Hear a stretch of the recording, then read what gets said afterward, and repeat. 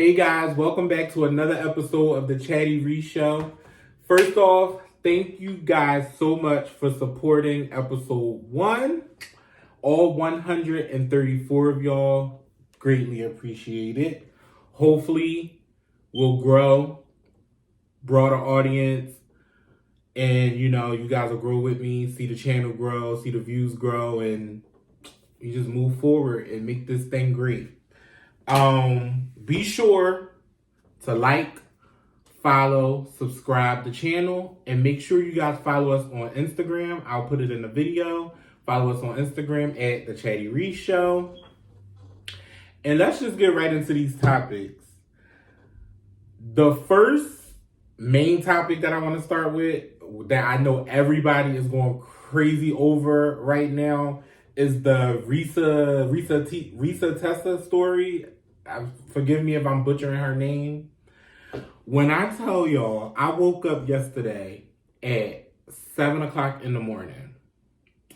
And usually when I wake up, my routine is, I wake up, I scroll, get caught up on all my different social media websites. I click in and out, see if I missed anything, whatever. And I opened up my Twitter, and the first thing that was at the top when I opened my Twitter was some girl posted like, y'all, have y'all seen this girl? She married this guy and he lied about everything. And it was like a scam, a sham, yada, yada, yada.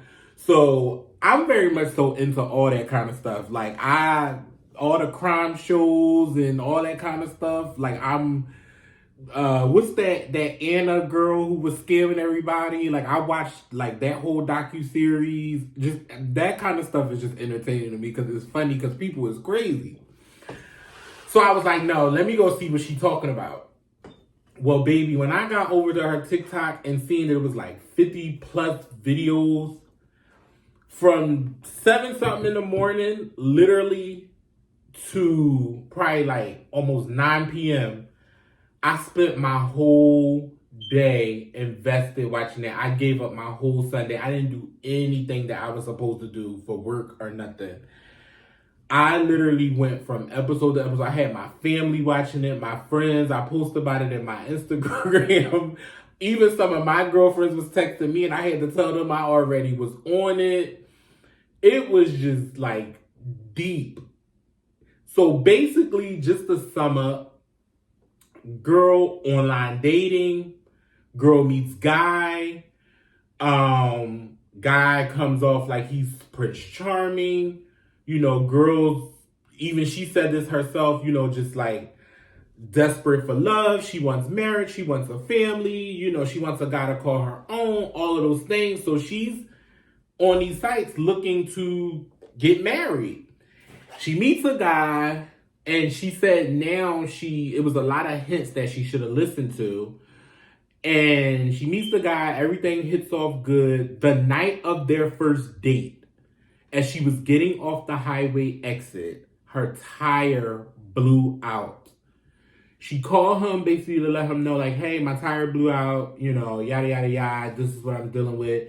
So he's like, well, where are you? I'll come to wherever you are. He comes, do the whole Prince Charming thing, put her in this car, change the tire, So now she's smitten like, oh my God. Because this is their first time meeting. They've only ever communicated through text and messaging and all those things. So now she's smitten with the guy, hopeless romantic. And so afterwards, she was explaining how they still went on the date. They held hands into the restaurant. Like, he pretty much swooshed her. And right after that night, I guess it was COVID, so that they got shut down in Atlanta. They were trying to decide whose house they were going to quarantine in. He, at the time, lived in the studio. She lived in the house. Later, it was discovered that the studio that he was actually living in was an ex-girlfriend studio. So even if she wanted to quarantine at the studio, he wasn't able to go to the studio anyway because the ex-girlfriend had kicked him out. So technically, he was homeless. He didn't even have anywhere to go. So he had no choice but to quarantine over at her house. So they quarantined over at her house, and basically, y'all know how that go. Once he came, he never left. So she was pretty much stuck with this man. But while he was there, she said basically he was saying everything she wanted to hear. Doing the whole, I'm going to buy you a house. This is a forever thing. We're going to get married. We're going to have a family. He sold her the white picket fence dream that everybody wants. And so it didn't start getting tricky until she said she had got pregnant. No. I'm skipping. He kept telling her that he was in the process of buying a house even before he moved in with her. He had showed her this paper that he got approved from Chase Bank for $150,000 loan. Told her that he was a arena football player, and she's a girly girl, so she don't know nothing about football. What's different between NFL, arena, overseas? She explained she didn't know, so she just took his word for that stuff. Apparently, he made a lot of money overseas, so he had the money and this and that. So she's like, okay, cool. But she also explained that she was the kind of girl that she knew shacking up with a man and not being married, that just wasn't for her. So she, marriage came up. Now, mind you, they just met. We're talking about weeks. Like, they hadn't even gotten to months. They were quarantining for 2 weeks. So they're having all of these conversations in a 2-week time span. And she said to herself, everything with them kind of moved fast. And the whole situation, because y'all got to go watch it. I'm not going to be able to touch on everything. But the whole thing, their whole situation didn't even last a whole year. Everything with them happened just under a year, if I'm not mistaken. So it was like everything was happening within weeks and months. So basically, they're living together. She got pregnant. So she basically telling him, like, listen, we need a house. I don't see me giving birth to a baby in this part of Atlanta. I want to move. My lease is up here in August. Like, you need to get up on your good foot, in the word of my good sis, Nick. So basically, he was selling her this dream that he was looking for houses, kept putting in the offers, this, that. And like I said, I'm paraphrasing because it was so much, y'all. It's like 50 plus videos.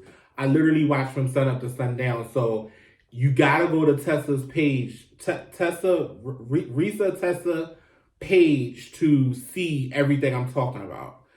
But basically, he was like lying to her, making her think he was working with realtors. Then the real realtor she was meeting, they were basically trying to do stuff by the book. He kept trying to find excuses, didn't want to do these things by the book. So like realtors was dropping them as clients. It's safe to say that even before that, he was making cash offers on the houses multiple times.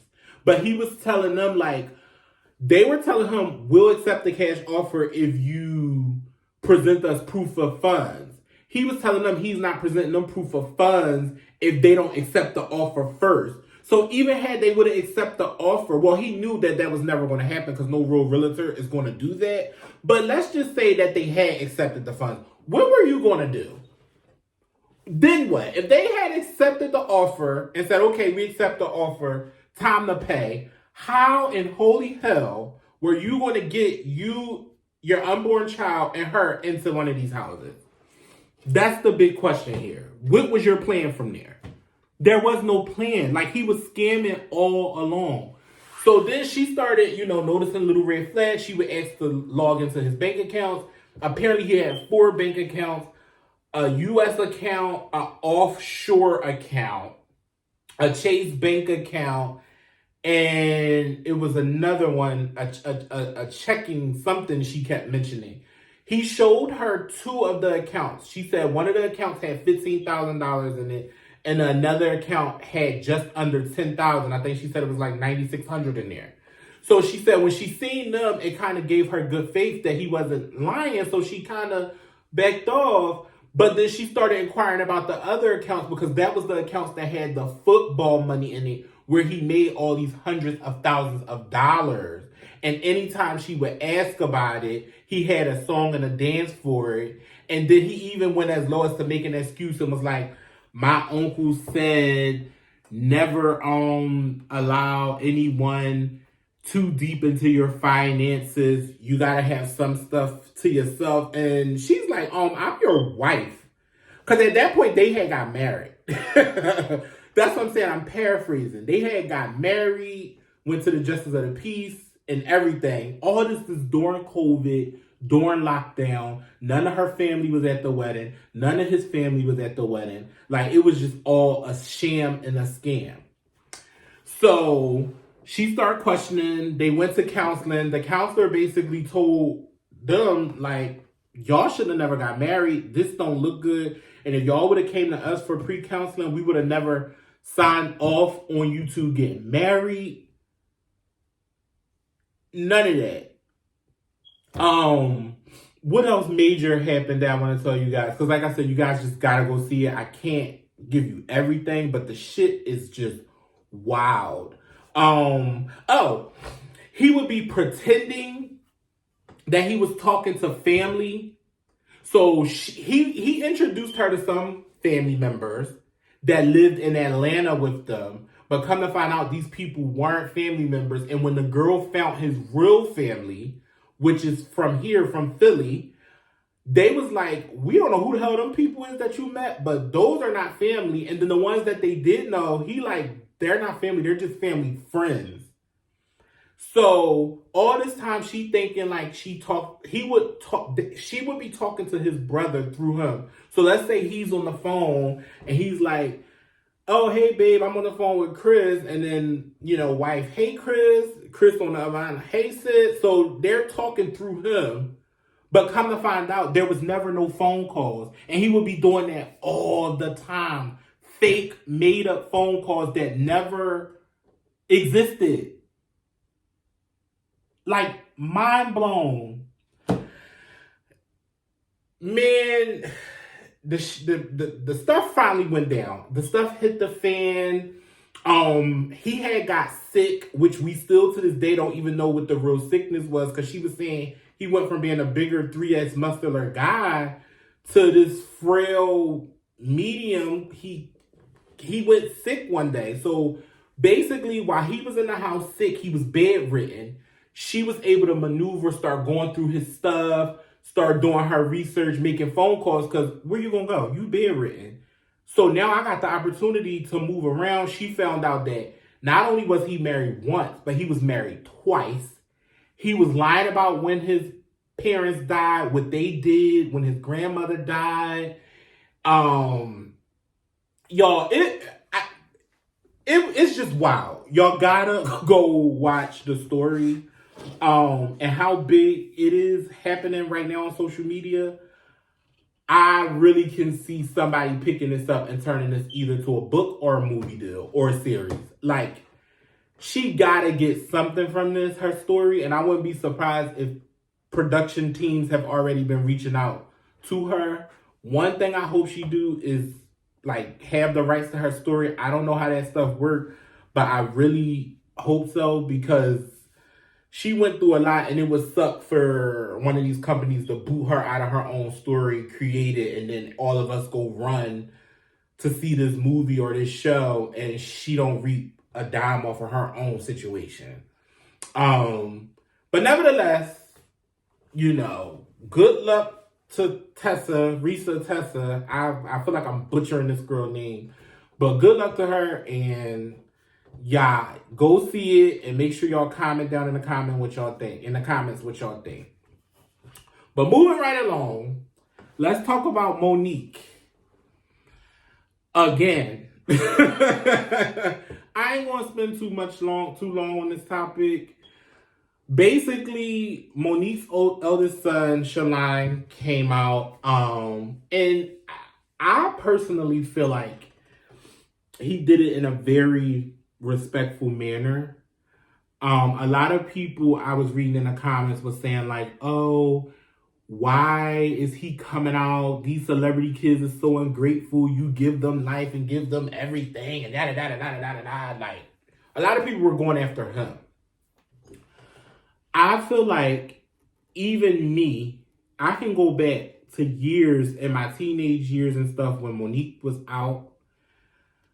She used to talk about her son, her oldest son, a lot. In a lot of her jokes, in a lot of her interviews, everything. And she openly admitted to not being the best mom. And, you know, when she had her other children, just being able to do it over and be a grandmom and do that whole thing all over, yada, yada, yada, yada, yada. You know that's what grandparents like to do. When they suck as parents, they try to relive through helping raise the grandchildren because that's their way of trying to balance that guilt of them not doing what they're supposed to do as a parent.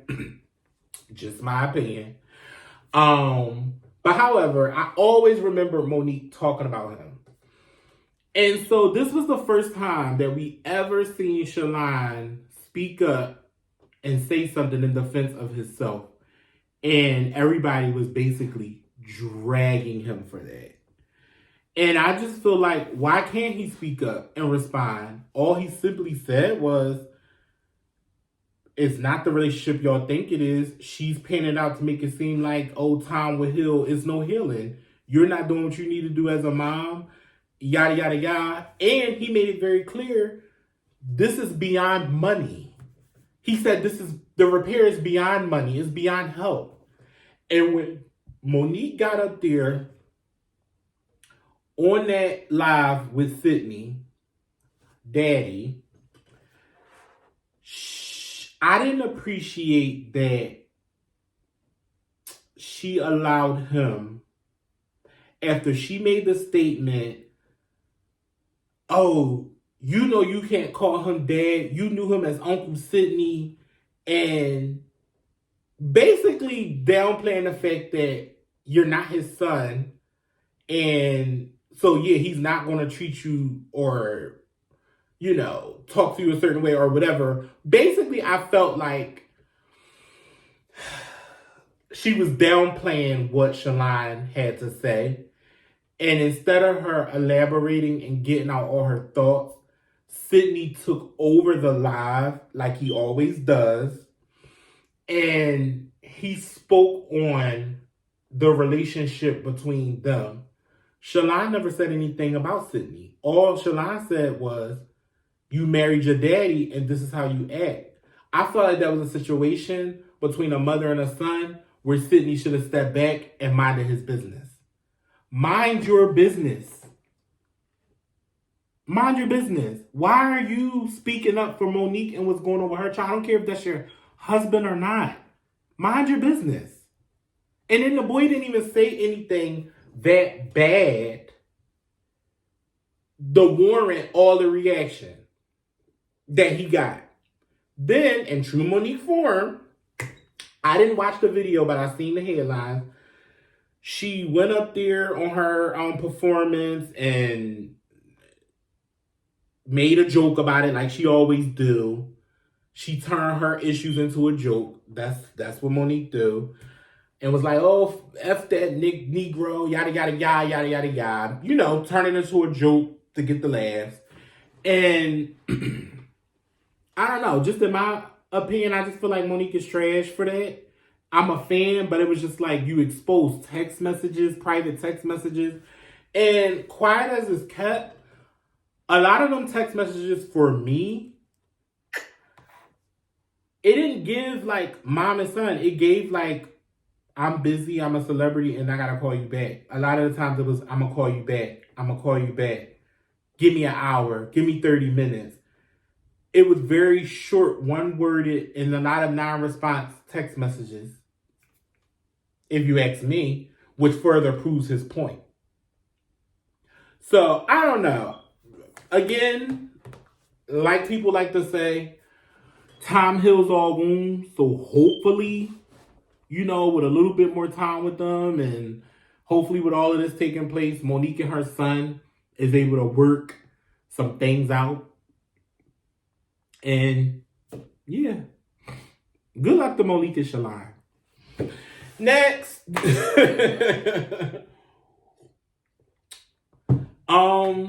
Cardi B.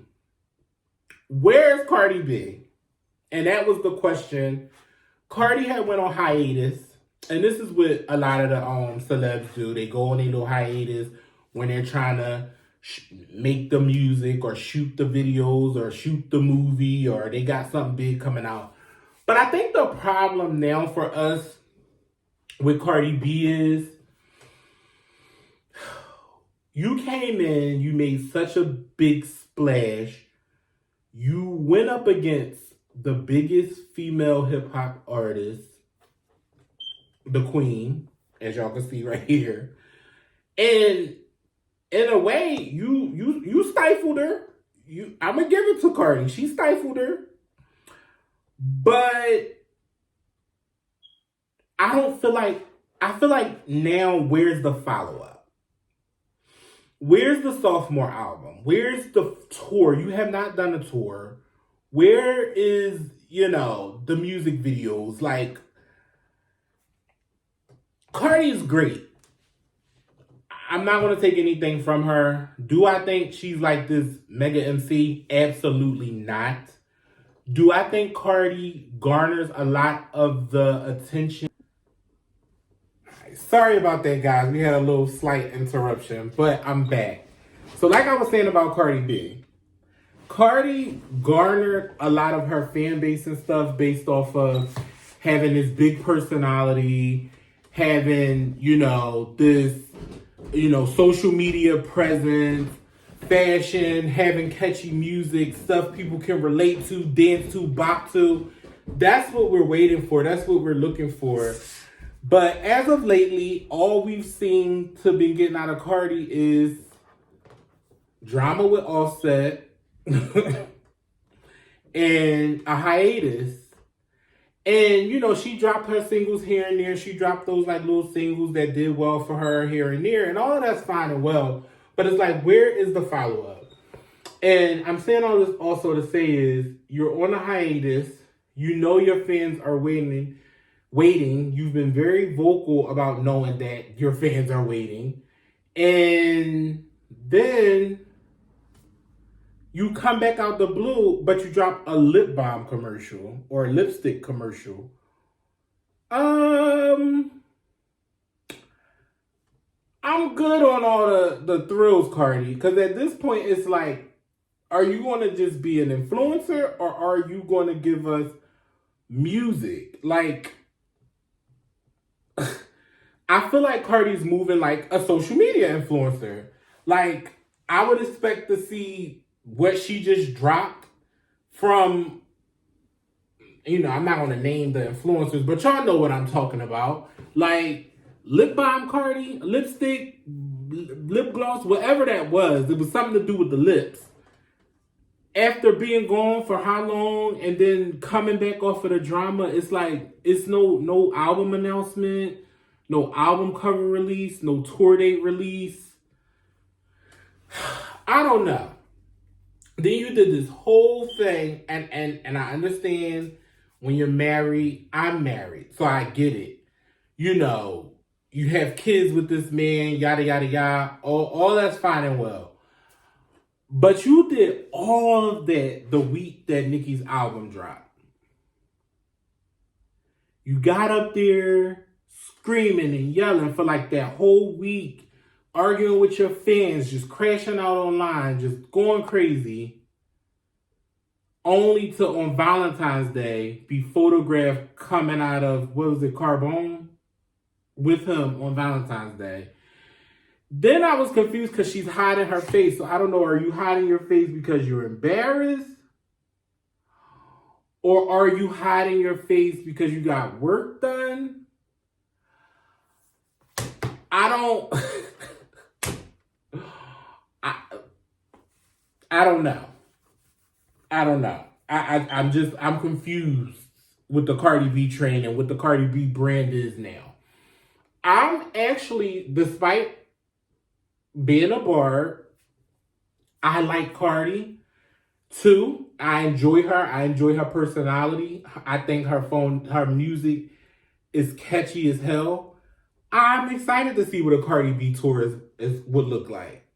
I'm excited to see what a follow-up Cardi B album and music would look like 7 years after her debut. And it just don't seem like we're getting that anytime soon. It really don't. But I just feel like if we're not going to get a follow-up, you need to say that so we can stop asking. Because right now I feel like we're getting a Rihanna treatment. And I just don't see us getting a Rihanna album, rollout, or anything anytime soon. Like, at all. I just don't see it. Tell me what y'all think about Cardi B and how y'all feel about that. Good luck. You, your marriage, your lipstick, and everything else you got going on, girly. Anyway, next. Do y'all know who Fendi is? Y'all probably don't know because he's literally a nobody. He's so irrelevant. But I had to talk about him. Fendi is the guy, I guess, we can kind of give credit to kind of discovering Nicki when she was on the Come Up DVDs. He was the guy that Nicki beefed with for a while because he was apparently doing shady stuff at the start of her career, like was trying to keep her from getting signed and yada, yada, yada. Then he started hanging out with Lil' Kim and them and just being weird. I'm going to put a picture of him right here so y'all can see who I'm talking about. But he put up a post, and I'm about to read y'all the post. Very disrespectful. Where that post at?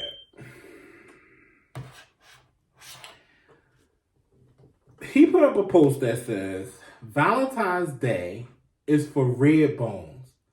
The rest of you bitches can wait till Black Friday?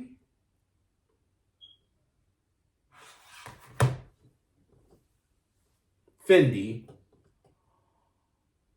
you're literally trash. You literally look like and you want to know what's funny? I talked to my girlfriend about this, and I said I wonder what his mom looked like, and if he got kids, what his kids look like. And she said, even if they look bad, Maurice, don't take it out on them because they didn't do anything. And I'm not going to spend too much time on Fendi. I just think it's disgusting. And I think this is where a broader conversation is had.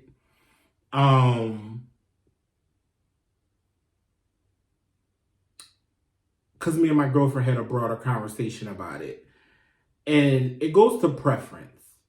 And here is my opinion on preference.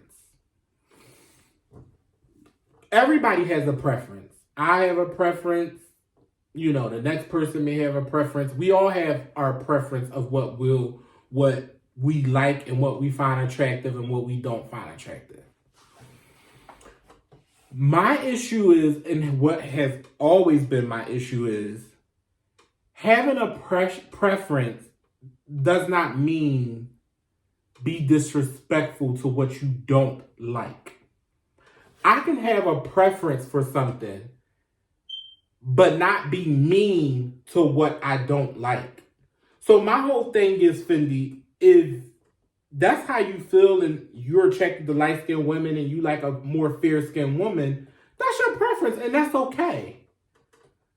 But why use the moment to dig and take a dig or a dart at dark-skinned women or darker-skinned women? Like,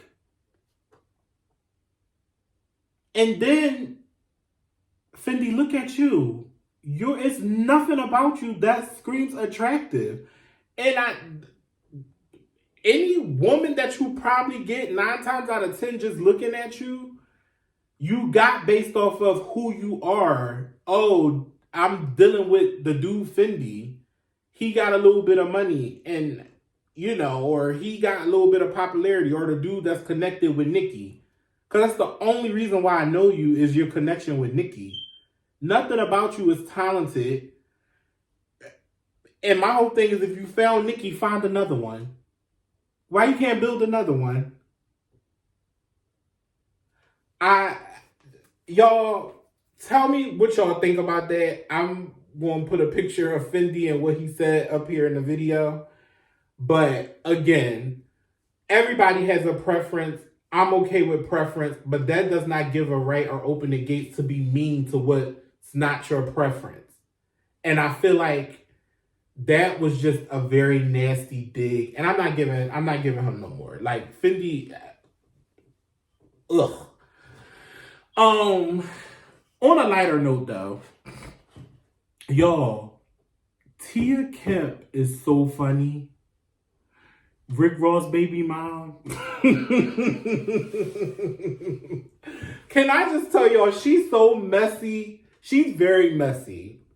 But I enjoy her so bad. That she's like you know how a lot of y'all enjoy Tokyo Tony, and I can't stand Tokyo Tony. I just think Tokyo Tony is just like, ugh. But Tia Kemp is my guilty pleasure. Like, when I tell you I laugh at this lady, she is a skit. Like, and she keeps her foot on Rick Ross' neck. Like, she just posted the video of the guy, one of the guys, I forgot his name, because I don't really care too much about it. But, like, posted, I guess he sent her a nude, or somehow she got a picture of him laying in the bed, sleep naked, and she posted it and was talking her ish. But the lady is just funny. Like, please just look her up. She's hilarious. I get a kiki out of her. And it's always something with her. Anytime you see her in the shade room or anywhere, you already know that you're going to get a laugh out of her.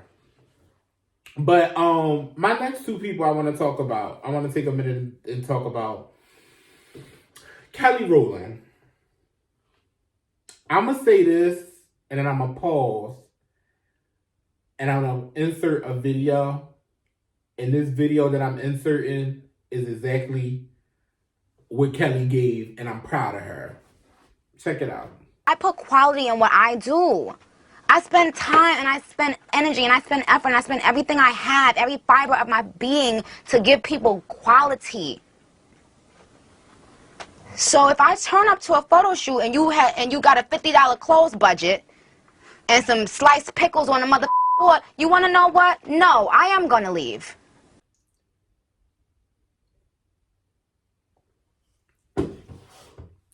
Exactly. My point exactly. I don't understand how y'all can try to say that she's being a diva or this and that. If you hire me for a job and I show up to do said job and the conditions are not appropriate, first of all, everybody knows I'm an entrepreneur. I run my own event planning company. That's in my contract. If I show up to any event space, house, home, whatever, and the environment is not up to my standard to where me and my staff are comfortable to execute and do what we have to do to get the job done, I preserve the right to leave without a refund being returned. I showed up to do the job and the conditions was terrible. These were my conditions when I showed up. It's literally in my contract, and all my clients sign my contract that they agree. And a lot of times they don't even read, so they probably don't even know that that's in there, but it's in there. So if Kelly and her team, and we're talking about Kelly Rowland, show up to host a show, and their dressing room conditions are terrible, and she's asking to be moved, and y'all just putting her in one worse condition after another, why would I stay? Y'all saw what Nikki just said in the video.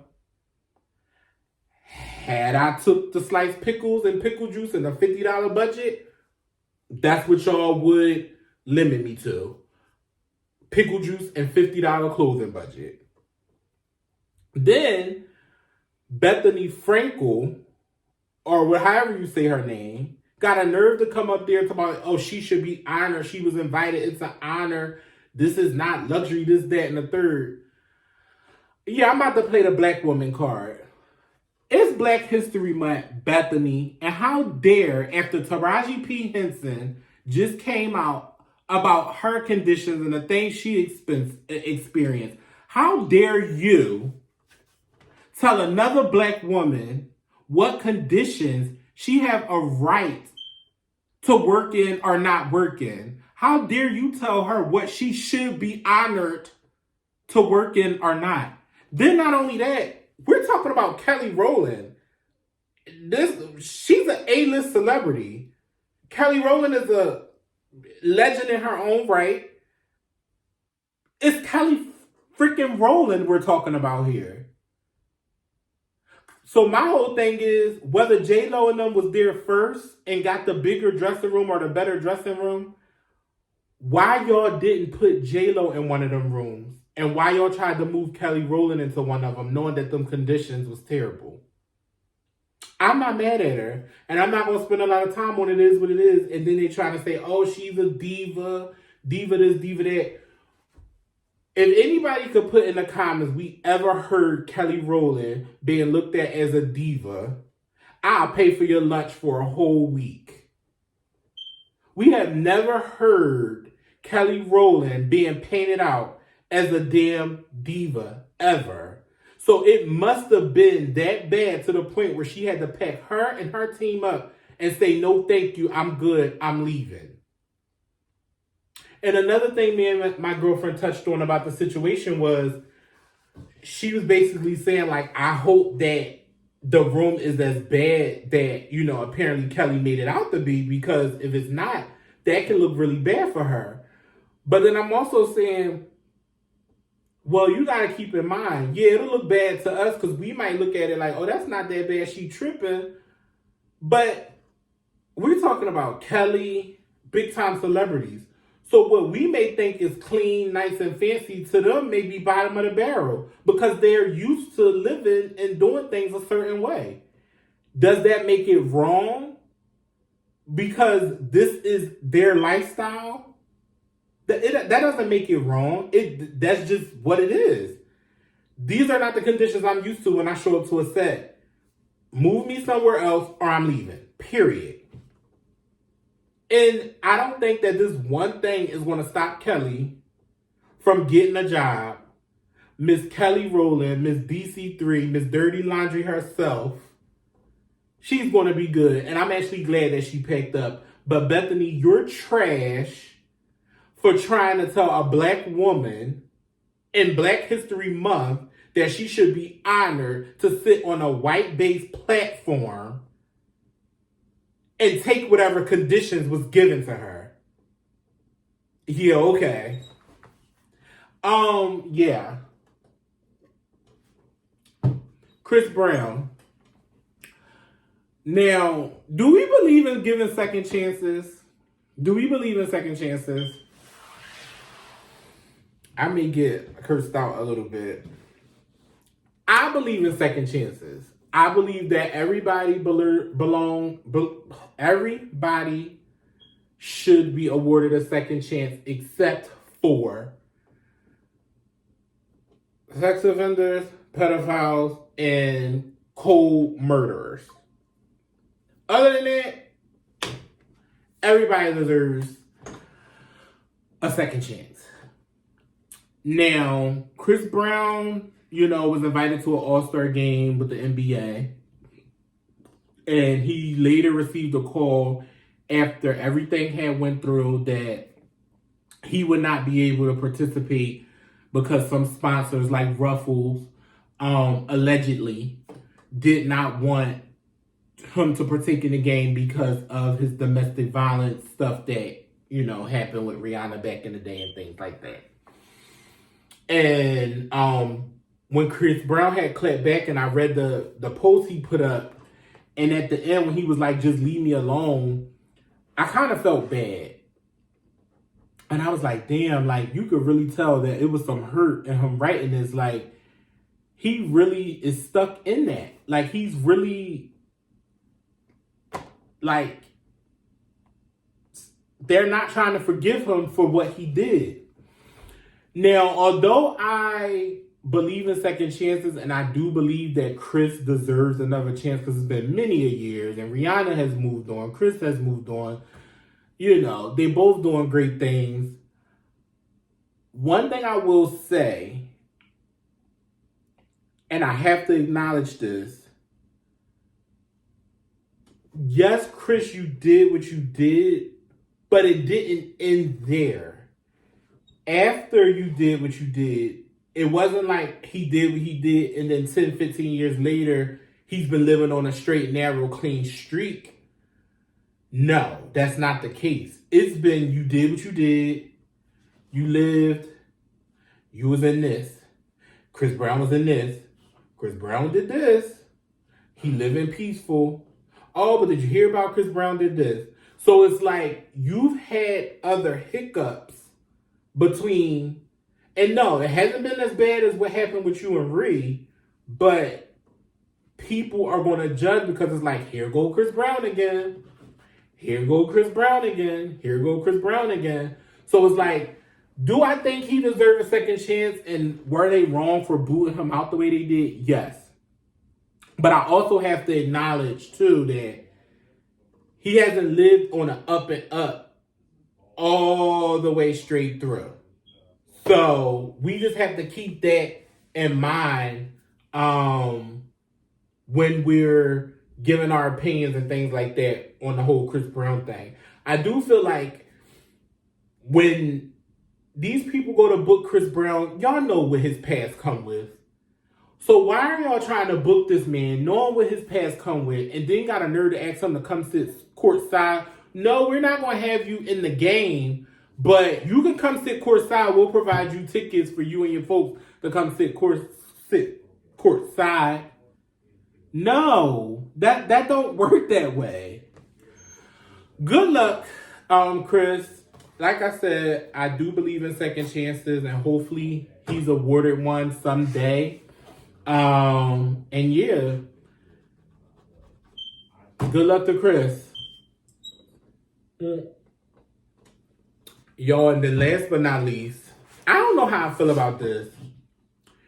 So 5-Year Foreign was on one of them podcast shows. I don't know which one it was. And all I know, I did not go back to watch the full thing because I don't need to. I'm not a 5-Year Foreign fan, so I would not watch a 5-Year Foreign interview. So I don't know what the full context of the conversation was for how they ended up where this ended up. But he pretty much exposed Natalie Nunn. For those of y'all who don't know or may not know or remember, Natalie Nunn started out on the Bad Girls Club, Miss I Run LA, and then now she's pretty much the queen of Zeus Network, and she does the Baddie show now.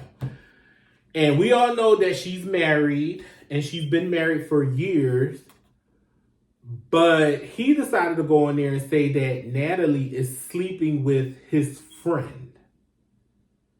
Now, mind you, Natalie is supposed to be married. Well, Natalie is married, but allegedly she's sleeping with his friend. Now, this is not the first time that infidelity rumors have been out about Natalie.